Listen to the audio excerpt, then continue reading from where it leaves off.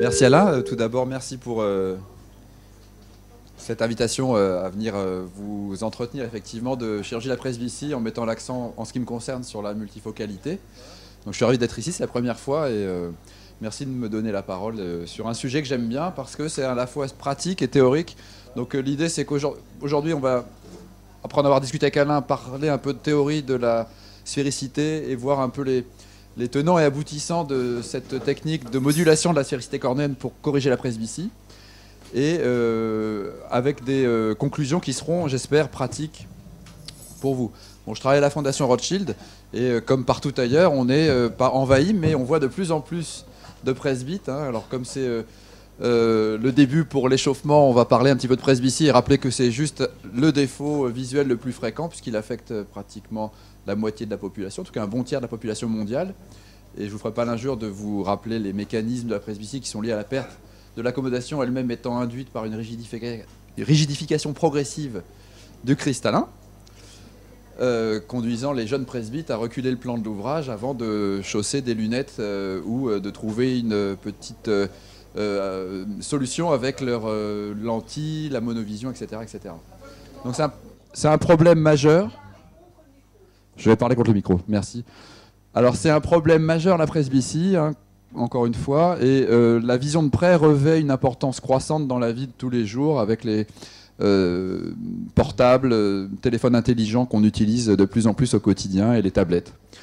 Donc quand on parle de chirurgie de la presbytie, aujourd'hui pour moi c'est presque un terme un peu galvaudé. On devrait parler de la chirurgie du patient presbyte parce que beaucoup de patients viennent non pas pour une chirurgie de la presbytie, mais pour une chirurgie visuelle, et ils ont l'âge où ils vont rentrer dans l'âge de la presbytie.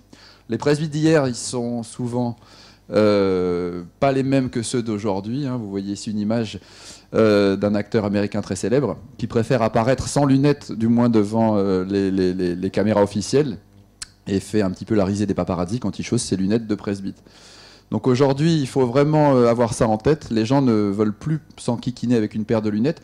Les hommes ont une approche qui est peut-être moins spécifique que les femmes parce qu'ils privilégient toujours un petit peu la vision de loin et n'ont pas souvent le même problème avec les lunettes. Mais ici, si vous tapez dans Google, par exemple, vous tapez actrice, et vous verrez qu'aucune n'apparaît spontanément en lunettes, ce qui n'est pas le cas des hommes. Certaines femmes célèbres préfèrent les lunettes, mais dans ce cas-là, elles en font presque une sorte d'emblème. Et encore une fois, donc chez les femmes, la demande de correction et d'indépendance à la correction lunettes est vraiment importante. Dernière chose avant de rentrer dans le vif du sujet, aujourd'hui, la planche Parinot pour moi est un peu dépassée parce que les patients lisent de moins en moins, en tout cas du papier. Ils lisent encore un peu dans le métro, 20 minutes ou direct matin, ce qui correspond à peu près à du Parinot 5 pour les caractères les plus petits. Vous voyez, les romans souvent sont écrits en Parinot 5, 6. Mais les gens lisent aussi de plus en plus les supports électroniques. Et là, on voit qu'on est un peu plus petit dans le Parinot 4, Parinot 5. Mais certains presbytes utilisent des fonctions de grossissage, de grossissement de l'affichage pour se ramener encore dans du Parinot 6. Donc c'est important d'avoir ce nouveau Parinot en tête, et souvent je demande au patient ce qu'il veut faire et je regarde son téléphone portable pour voir à peu près quelle est sa police de caractère et ses habitudes de lecture.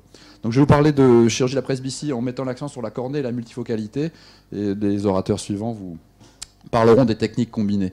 Donc on va essentiellement parler de l'ASIC. Et quand on a dit ça, il faut bien sûr ne pas se cacher. C'est la multifocalité, la sphéricité et l'aberration sphérique négative qui sont les acteurs principaux de ce domaine. Et en pratique, sur certaines plateformes laser, on a des systèmes qu'on peut appeler le Custom Q, le F4, moi que j'appelle maintenant l'addition négative, je vous expliquerai pourquoi. Donc la multifocalité, c'est important de bien réaliser ce qu'elle est. Il y a des idées reçues qu'il faut peut-être un petit peu démonter. C'est pas choisir entre plusieurs images. Ça, c'est la monovision. C'est quand un œil voit net et l'autre voit flou. Le cerveau est confronté à deux images. En multifocalité, c'est plutôt faire en sorte que pour chaque distance, il y ait une image qui soit exploitable par la rétine et par le cerveau. Mais il n'y aura pas de choix d'image. Je vous montre juste, il y avait peut-être des vidéos, alors vous pouvez peut-être appuyer sur pour voir ce que c'est qu'un foyer. C'est vraiment emblématique parce que dans un implant trifocal, dont j'aime bien parler, on voit vraiment les foyers apparaître quand on se promène à travers l'implant et qu'on voyage un peu avec la lumière réfractée. Et ici, vous voyez, sur un implant bifocal, il y a le même principe. Là, c'est un foyer et un autre foyer. C'est quelque chose de essentiellement, vraiment profondément multifocal. Et vous voyez encore une fois qu'un foyer multifocal est toujours un foyer, même si ce n'est pas très net sur l'écran, lumineux, entouré parfois d'un halo de défocalisation, ce qui est bien obligatoire parce qu'il faut évidemment pouvoir répartir la lumière sur une distance. Alors quand on dit multifocalité, en pratique pour moi, il y a souvent une confusion parce que les chirurgiens, et je l'ai fait à une époque, montrent surtout des topographies cornéennes quand ils parlent de presbylasique, et ce n'est pas la carte que je préfère. Je préfère la carte que certains topographes abéromètres donnent, notamment l'OPD Scan ou le Lightrace ou encore je crois le Tomei. C'est le Topcon, pardon. C'est une carte donc qui vous montre ce qu'est la multifocalité naturelle. Et ici, vous voyez un système optique, une cornée, dont la vergence, je ne vous ferai pas l'injure de vous rappeler, est égale à l'inverse de la puissance optique. Donc si vous avez tous les rayons qui focalisent au même endroit, ici vous aurez une vergence unique et le patient ne sera pas multifocal. Par contre, si vous avez plusieurs foyers, vous allez avoir une vergence qui va varier et vous allez l'exprimer en dioptrie. Dans le cas où la vergence ne varie pas, vous aurez une carte où la puissance, dans le cas d'un œil hémétrope, sera la même quel que soit l'endroit de la pupille où vous vous promenez. Mais en général, chez les patients hémétropes, on a toujours un peu de multifocalité, mais ce n'est pas assez pour voir de près et de loin. Ici, vous voyez, le patient était hémétrope, il avait peut-être 15 dixièmes sans correction, mais il n'était pas forcément dénué de fluctuations réfractives dans sa pupille. Et c'est ça qu'on appelle les aberrations de haut degré en abérométrie. C'est une autre façon de voir les choses, mais là c'est facile parce que c'est en dioptrie. Donc en dioptrie, on comprend bien que là, tous les rayons qui passent à travers la pupille vont aller focaliser à une dioptrie près, à peu près au même endroit, et ce ne sera pas suffisant pour un patient qui souhaite une multifocalité. Et vous avez ici une carte que j'aime beaucoup parce qu'elle est mesurée chez un patient qui a un implant multifocal réfractif. Et on voit très nettement, quand on regarde la carte OPD, de la réfraction au sein de la pupille, que le patient est bien hémétrope au centre, un 0,17 de défocus, et qu'il a une couronne d'addition qui lui permet de lire sans lunettes et d'atteindre Parino 2, Parino 3, avec à nouveau des zones de transition où la vergence fluctue entre l'hémétropie et la myopie. Donc c'est ça la multifocalité, c'est la puissance, sa répartition au sein de la pupille. Et c'est pas la topographie cornéenne qui peut vous donner une image comme ça, c'est uniquement la bérométrie et la carte de répartition. Ici, vous voyez une cataracte nucléaire. Les gens vous disent souvent je vois moins bien, mais depuis que j'ai cette cataracte, je lis mieux. Pourquoi? Parce qu'ils ont une addition qui apparaît en vergence en raison de l'augmentation d'indice du cristallin. Donc il y a une hémétropie, une myopie et une hypermétropie locale. Si le cristallin était transparent, vous auriez un parfait système multifocal réfractif. Mais évidemment, comme la lumière a du mal à passer le cristallin, les gens se plaignent, ils voient un voile et puis il faut opérer la cataracte. On peut toujours convertir ces cartes en des cartes plus complexes de front d'onde, mais qui nous détournent un peu du sujet, si ce n'est que la multifocalité avec la vision de près au centre, c'est généralement quelque chose qui se traduit par de l'aberration sphérique négative au niveau du front d'onde. Voilà. Alors ça, c'était la multifocalité. Donc, le message, c'est des dioptries qui changent au sein de la pupille. La sphéricité, c'est une manière d'arriver à faire fluctuer la réfraction, donc induire de la multifocalité. La sphéricité, ce n'est pas du pouvoir optique, c'est géométrique, c'est de la variation de courbure. Ici, vous voyez une cornée qui serait sphérique. Bien sûr, les rayons ne sont pas à l'échelle, mais le message, c'est que la courbure cornéenne est constante. C'est important parce que le pouvoir optique dépend de la courbure, pas que, mais beaucoup de la courbure locale. Alors, si vous avez une cornée dont la courbure décroît vers les bords, quand la courbure décroît, le rayon augmente, vous aurez des rayons qui auront tendance à être focalisés en arrière de ceux qui passent par le centre, ici, vous voyez. Et à l'inverse, si la courbure, au lieu d'être constante, diminue, pardon, j'étais un peu vite. Si la courbure, au lieu d'être constante, diminue, vous allez avoir un système où les bords seront plus myopes que le centre. Donc c'est ça la sphéricité, c'est une manière indirecte de faire fluctuer la réfraction. Encore une fois, si vous passez de ce système à celui-là, vous allez avoir une défocalisation relative des rayons périphériques. Et inversement, quand la courbure augmente. Voilà, je suis revenu maintenant en arrière. Et on parle d'asphérisité oblate quand, globalement, la courbure des bords est plus cambrée Et inversement, quand la courbure des bords s'aplatit, on parle d'asphérisité oblate. Et en général, mais il n'y a pas un lien direct, l'aberration sphérique est positive avec les systèmes oblates et négative avec les systèmes prolates. Et les systèmes prolates sont intéressants en chirurgie de la presbytie parce que la myopie est au centre. Ça va assez bien avec ce que les gens tolèrent en général, notamment les hypermétropes opérés. Et ça va bien avec la dynamique pupillaire, parce que quand les gens lisent ou font un effort ou mettent de la lumière pour éclairer leur ouvrage, la pupille se constricte. Donc c'est intéressant d'avoir au moins une zone myope au centre. Donc on quantifie la sphéricité de manière géométrique qui est relativement simple. Quand on considère la cornée comme un ensemble et on cherche la meilleure approximation, quand elle est sphérique, A égale B, donc B sur A égale 1, 1 moins 1 égale 0, la sphéricité est nulle. Quand B est plus petit que A, à ce moment-là, ce rapport devient plus petit que 1 et la sphéricité devient positive. A l'inverse, quand B augmente, le rapport devient plus grand que 1, donc le chiffre de Q devient négatif, et on a une géométrie, cette fois-ci, prolate. Voilà. Alors, la cornée en moyenne, elle a une géométrie asphérique de moins 0,2. C'est un malheureux hasard parce que ça induit une confusion souvent avec l'aberration sphérique, dont les chiffres en microns, et qui n'ont rien à voir avec la sphéricité de manière directe, sont proches de 0,2 aussi. 0,2 parce que, en gros, vous pouvez imaginer que si ça faisait 8 cm ici, ça n'en ferait que 7,3. Ça serait quasi sphérique en fait, c'est pas très asphérique. On ne le voit pas à l'œil nu, d'ailleurs à la lampe à pente, on a du mal à voir. On voit une surface, un dôme cornéen, on ne peut pas vraiment juger de son asphéricité, même chez les gens opérés. Et alors il y a tout un tas de courbes mathématiques qu'on appelle les sections coniques. Vous trouvez ça dans les ouvrages de référence où on peut quantifier, pour un type de courbe, référer une asphéricité, un signe et une valeur. Encore une fois, c'est très imperceptible. Hein, vous voyez, si vous prenez des cornées qui auraient la même puissance, c'est-à-dire la même kératométrie, hein, on va dire ça au Javal, mais dont vous feriez varier la sphéricité entre 0, la sphère, et moins 1, vous ne verriez vraiment la différence de manière macroscopique qu'à 5 mm du centre, c'est-à-dire pratiquement à la périphérie cornéenne. Donc, et vous voyez, ici, les courbes sont quasi confondues.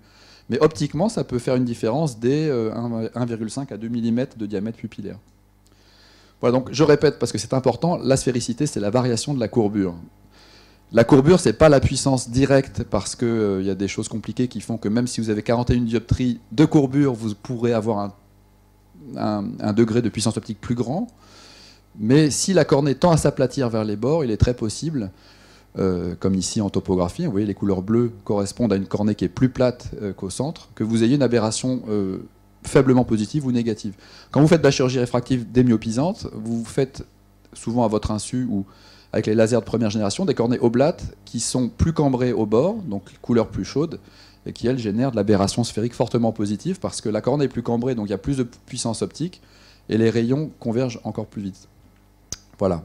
Donc l'aberration sphérique négative, qui est le troisième acteur de la multifocalité, j'en ai parlé un petit peu, c'est cette façon de réfracter la lumière. Donc c'est contrôlé indirectement par la sphéricité, mais il n'y a pas de lien direct. On ne peut pas dire que quand Q égale moins 0,2, la sphéricité vaut tant. Ça dépend d'autres paramètres, notamment la courbure au sommet de la surface considérée. Mais globalement, il y a une zone de cornée prolate ici où on rentre dans la sphéricité négative. Et la plupart des patients ont un Q à moins 0,2, comme je vous l'ai dit, et une aberration sphérique légèrement positive, c'est-à-dire que les gens sont légèrement un peu plus myopes au bord de leur pupille qu'au centre.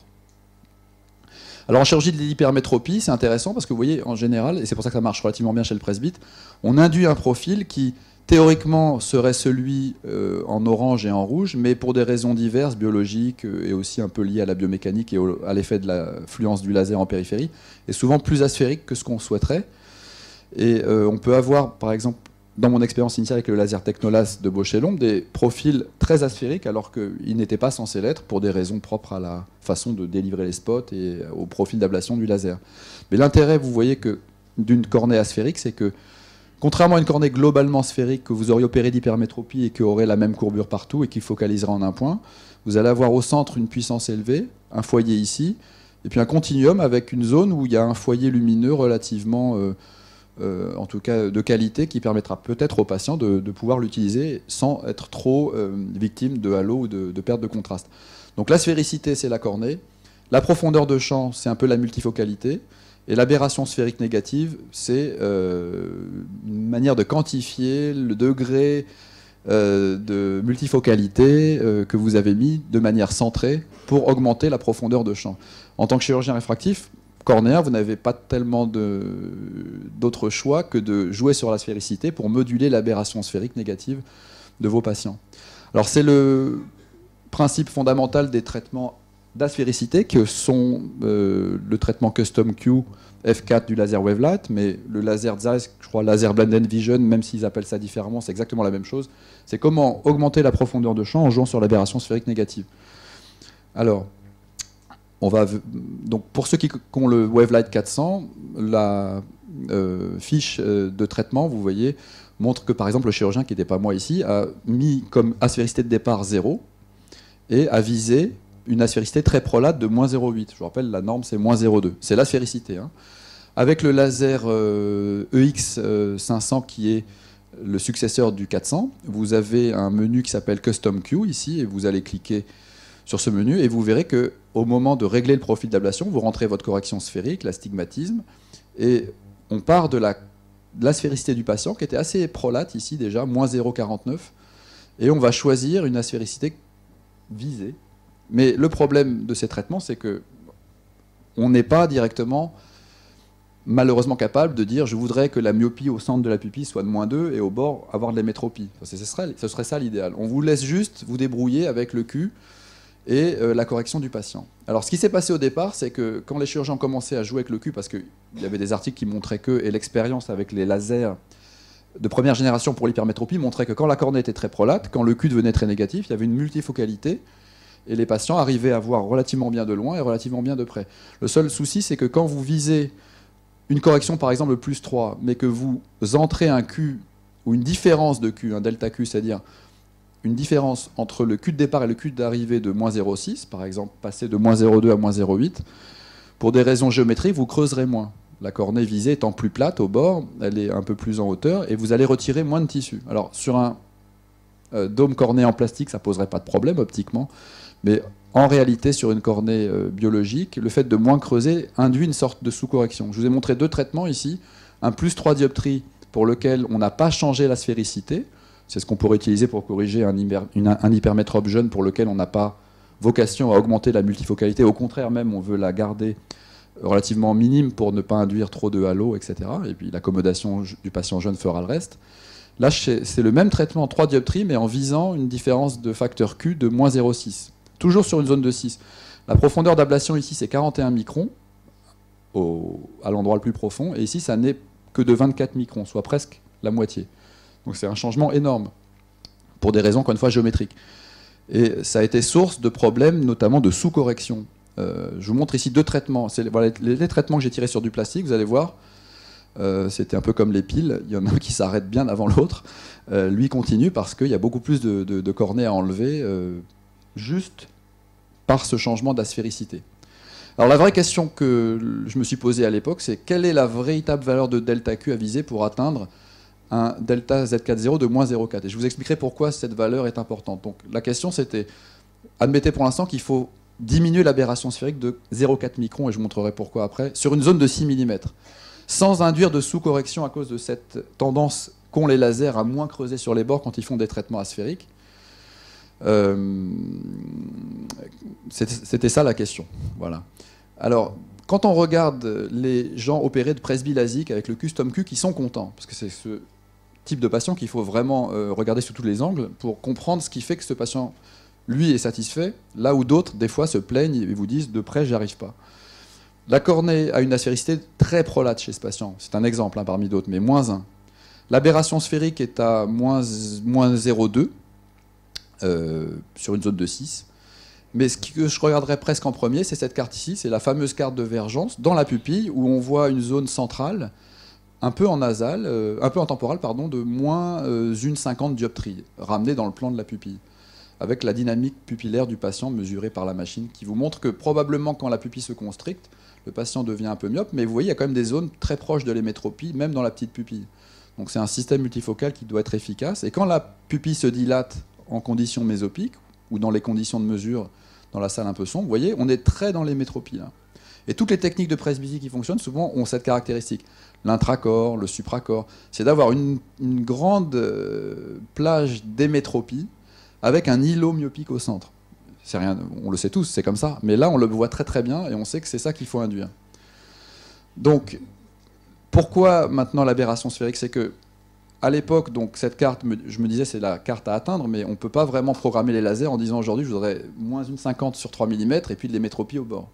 On pourrait peut-être en théorie le faire, mais ce n'est pas ce qu'on nous propose aujourd'hui. On nous propose juste de jouer sur le facteur Q. Mais avant d'aller sur le facteur Q, on a regardé en détail les gens qui étaient contents de leur traitement par le laser Technolas. C'était des hypermétropes pour qui on ne faisait même pas de monovision, on traitait plus 3. Et les gens revenaient en disant c'est bien parce que non seulement vous m'aviez dit que je verrais de loin, mais je vois bien de près maintenant. Et on n'avait pas fait exprès, on était comme les monsieur Jourdain de la presbytie avec ce laser. Alors, on a regardé leurs aberrations, notamment l'aberration sphérique, et on s'est rendu compte que ces patients qui étaient les patients heureux, ceux qui nous intéressent, ils avaient une aberration sphérique quasi nulle ou très faiblement positive en préopératoire, et tous shiftaient vers une aberration sphérique négative, en moyenne de moins 0,24, plus ou moins 0,17 microns, mais sur une pupille de 5,5, parce que c'était le diamètre analysé. Donc on pourrait extrapoler ce chiffre à environ moins 0,3, moins 0,4 sur 6 mm. Autrement dit, une des conditions pour avoir un patient presbyte heureux, c'est de lui donner une aberration sphérique proche de moins 0,3, moins 0,4 sur 6 mm. Ça, c'est déjà un objectif. Donc c'était une réponse à la première question. Donc en moyenne, voilà, 0,3 microns sur 5,5, donc moins 0,4 sur 6, puisque c'est proportionnel, voire exponentiel avec le diamètre de la pupille. Je m'excuse pour cette diapo un peu austère, mais vous savez que j'aime bien la théorie et la pratique, et la question suivante, c'était maintenant que je sais quel est le delta d'aberration sphérique, hein, pas de Q, quelle est la sphéricité qui va me permettre, chez un patient, dont je connais la cornée et la réfraction, d'arriver à ce delta Z40. Donc là, il a fallu faire un modèle mathématique où on a pris très sommairement des cornées qu'on a approchées comme des surfaces munies d'une kératométrie ici et d'une asphéricité. Et l'idée, c'était que quand je corrige sur une zone optique, quelle est la variation de l'aberration sphérique pour tel ou tel traitement quand je fais varier mon asphéricité. Donc c'était de trouver une relation entre le facteur Q, l'asphéricité et la variation induite d'aberration sphérique. Alors je vais aller vite, mais ce graphique, il est fondamental, ce qui m'a appris quelque chose de très important. Dans ce graphique, il y a tout, et il y a l'explication de peut-être 5-6 ans de tâtonnement. Alors il est un peu compliqué, il est un peu touffu, mais je vais vous l'expliquer très simplement. Ici, c'est la correction en dioptrie. Les myopes sont ici, les hypermétropes sont là. On va focaliser un peu sur les hypermétropes. Ici, c'est l'aberration sphérique que vous visez. Vous partez d'une cornée qui a une kératométrie de 43, et ici, vous avez leur asphérisité de départ. Alors on ne va pas s'enquiquiner, on va prendre la courbe ici noire, qui est celle d'un patient qui aurait 43 dioptries, moins 0,2, c'est le patient moyen. Et si vous vouliez chez ce patient contrôler l'aberration sphérique, vous voyez que pour des traitements de myopie, il faudrait aller vers une géométrie oblate en théorie, mais pour les traitements d'hypermétropie, une géométrie prolate, avec un facteur Q dont vous changeriez juste la valeur de 1 à 2 points, donc moins 0,1, moins 0,2.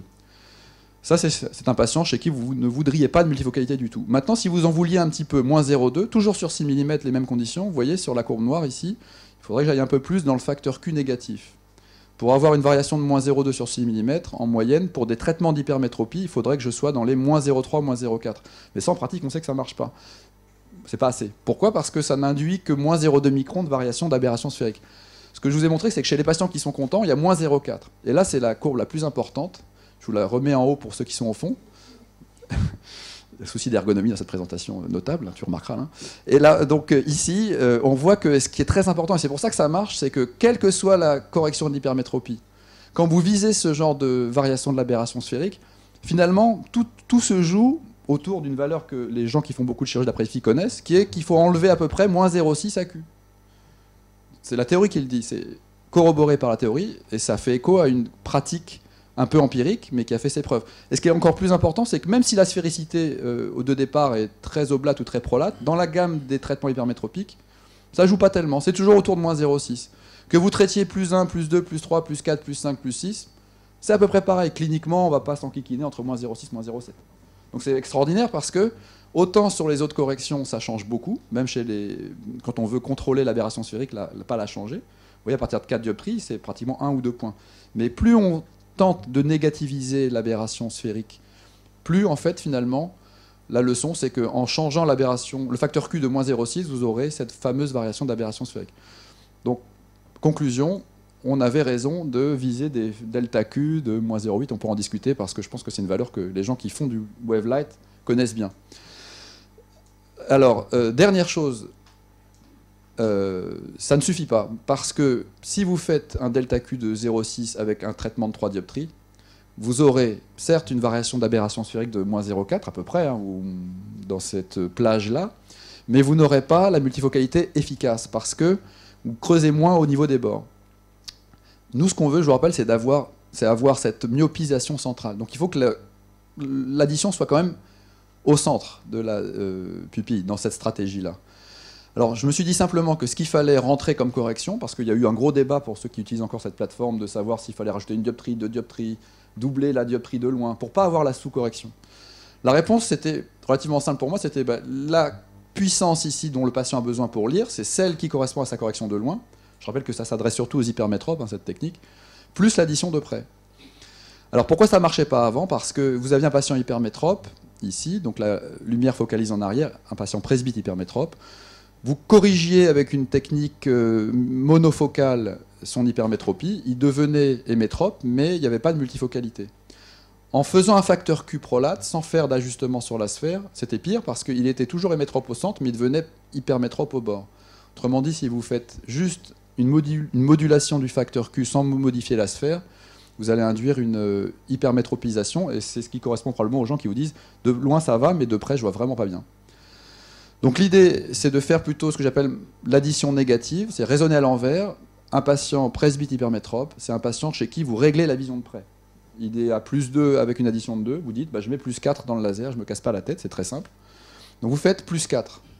Mais si vous faites un plus 4 chez un patient de plus 2, il va être myope de moins 2. Donc il va être très content de près, mais il va vous dire de loin, c'est pas terrible. Je vois tout flou et il va vous appeler tous les 3 jours. Même si vous lui avez dit que ça ne sera pas avant un mois, au bout du 5e jour, vous dira je comprends pas, je suis inquiet docteur. Et il va vous harceler si vous lui prodiguez pas un peu de vision de loin. Donc vous pouvez à ce moment-là régler le facteur Q et faire une addition négative, c'est-à-dire raisonner à l'envers en disant je suis à plus 4, donc à moins 2, et j'ai besoin d'une addition de 2 dioptries vers les bords, grâce au facteur Q dont on sait qu'au grosso modo c'est une variation d'aberration sphérique de moins 0,4. Donc je vous prends un exemple, par exemple, d'un patient presbyte qui serait de plus 2 en vision de loin, addition 1,50. Comment je fais aujourd'hui? Je rentre 3,50 dans le laser, donc je myopise mon patient, mais surtout, ensuite, une fois que j'ai fait ça, je sais qu'au centre, j'ai la myopie requise pour que le patient voit bien. Je module le facteur Q dans l'autre sens. Alors, moins 0,6 à moins 0,8 en fonction de petits paramètres qui sont liés à la kératométrie du patient, son âge, mais vous pouvez mettre moins 0,7 si vous voulez, à peu près. Et là, vous obtenez ce que vous souhaitez théoriquement, c'est-à-dire une myopie centrale ici, et une hémétropisation progressive des bords. Encore une fois, le foyer central correspond à la zone pupillaire centrale et l'hémétropie en couronne est plutôt induite par les bords de la pupille, et ça grâce à l'asphérisation prolate que vous pouvez quantifier par l'aberration sphérique qui est modulée de moins 0,4 microns sur 6 mm. Donc c'est un peu le concept d'addition négative, c'est-à-dire qu'on raisonne dans l'autre sens, on a la correction de loin, on veut une correction de près en addition. C'est vraiment un exemple dont je vais vous montrer le résultat, que j'ai programmé comme ça. C'est un patient qui avait une hypermétropie faible. Alors c'est souvent des patients difficiles à corriger parce que c'était un homme. En plus, il fallait lui donner une bonne vision de loin et lui donner de la profondeur de champ pour la vision de près. L'œil directeur était l'œil gauche. Donc je l'ai traité sans modulation du facteur Q pour induire une hémétropie. Et j'ai fait une addition. J'ai mesuré la vision de près qui avait besoin d'une vergence supplémentaire de 2 dioptries. J'ai donc mis dans le laser plus 3,50, modulé le facteur Q de moins 0,6 pour obtenir cette fameuse aberration sphérique de moins 0,4 microns, cette variation, sur une zone de 6. Tout ce que je vous dis fonctionne sur 6 mm. Je n'ai pas fait les calculs pour les plus grandes zones, et j'aime bien les choses simples, donc 6 mm. Voilà, et donc il suffit ensuite de faire le capot en LASIK, donc avec un laser où vous avez la possibilité éventuellement de faire des grandes découpes centrées sur la pupille. Ce que je fais aussi systématiquement, c'est avec le laser, on peut aussi maintenant faire du tracking et décentrer un petit peu vers le vertex ou vers l'apex, selon la terminologie que l'on préfère, le traitement. Donc aller un peu en nasal, en pratique, mais pour tout le traitement. Hein, vous voyez ici, il y a l'apex, et on va entre les deux, entre le centre de la pupille et l'apex qui est assez nasal chez ce patient hypermétrope, comme c'est souvent le cas. Et puis ensuite, on va délivrer la photoablation, donc sur la cornée, la fameuse photoablation hypermétropique en couronne, avec donc ce sillon périphérique qui sera plus ou moins bien sûr important puisque vous avez asphérisé votre cornée. Mais comme vous creusez plus parce que vous avez augmenté votre puissance optique en général, on se retrouve, vous voyez, avec des profils d'ablation qui pour un Q visé de moins 0,8 vont creuser 34 microns pour une correction de 3,50. Et ici, vont creuser 24 microns, c'était chez ce patient-là, pour une correction de plus 1,75, mais un Q relativement inchangé. Donc il n'y avait pas une énorme différence, il n'y avait que 10 microns d'ablation entre les deux, mais ici j'avais surcorrigé, donc j'avais fait la somme vision de loin et vision de près, avec une addition négative pour la vision de loin, induite par le facteur Q. Et une démyopisation des bords, voici le résultat, donc ici le pré-op, hypermétropie, vous voyez il y a du bleu dans la pupille, le patient est hypermétrope, en post-op. Sur l'œil hémétrope, il a une petite tendance à avoir un peu plus de vision centrale, une vergence myopique un peu plus grande, mais enfin ça reste, vous voyez, dans des chiffres de vergence qui sont proches de l'hémétropie, alors que du côté droit, ici, vous retrouvez ce petit pattern de myopie centrale. Donc le patient avait 7 dixièmes P2 sur l'œil dit pour la vision de près qui était l'œil droit, mais s'en sortait quand même assez bien de loin. Et sur l'œil corrigé que pour la vision de loin, il avait 10 dixièmes par Rhino 6 seulement. Mais en moyenne, en binoculaire, il monte facilement à 10 dixièmes avec l'œil gauche et par Rhino 2 grâce à l'œil droit, et une bonne vision binoculaire en vision de loin. Un autre exemple, pour finir, vous voyez un autre cas, carte de vergence multifocalité, 7 dixièmes P2. La plupart du temps, les presbytes qui sont contents et qui ont une vraie vision de près, c'est dur de les mettre à 10 P2. Le 8 P2, on pourra en discuter, c'est un objectif, je trouve, raisonnable et qui ne gêne pas les patients quand l'autre œil en particulier voit bien de loin. Un autre exemple, c'est l'exemple de tout à l'heure. Ici, vous voyez, alors c'était un peu plus différent, mais il y avait 3 dioptries en bas de la pupille, de l'hémétropie quand même au bord et un peu de myopie au centre. 8 dixièmes, ici, vous voyez, une zone un peu quand même centrale myopique, mais alors bien sûr, c'est toujours à moduler en fonction des effets du laser et des topographies coordonnées préopératoires, mais je vous promets que dans ma pratique, maintenant, ça marche très bien. Et je ne me pose plus beaucoup de questions et j'ai simplifié mon homogramme de presbytie. Donc vision de loin plus vision de près, facteur Q moins 0,8. Sur l'œil dominant, je fais la correction sans ajustement du facteur Q.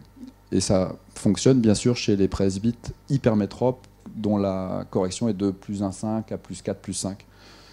Avec des petites modulations, mais en gros la philosophie du traitement est comme ça. Voilà. Donc pour conclure, on peut toujours gloser sur l'intérêt de la théorie ou au contraire se dire que la pratique c'est toujours empirique et que ça sert à rien, mais je pense que l'espoir vient des fois d'une conjonction heureuse dans ce cas-là de la théorie et de la pratique pour essayer de toujours mieux maîtriser cette multifocalité.